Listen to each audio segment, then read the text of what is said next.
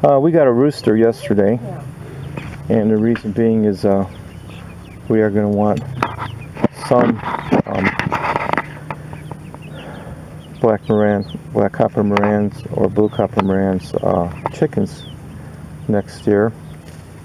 And then back there, the black and white one, and that tan looking one is our granddaughter's. That's her Polish chickens. And she named them, but who knows? I know the one on the right is Lucy. The one on the left, I don't know. They seem to like the perch I put up there quite a bit. And there's Heather with no feathers. She's still molting.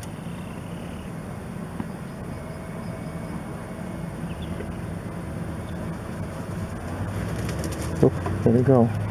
They said the little Polish chickens there, they can fly. If they get loose, they can.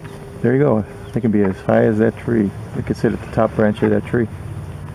So, yeah. Anyway.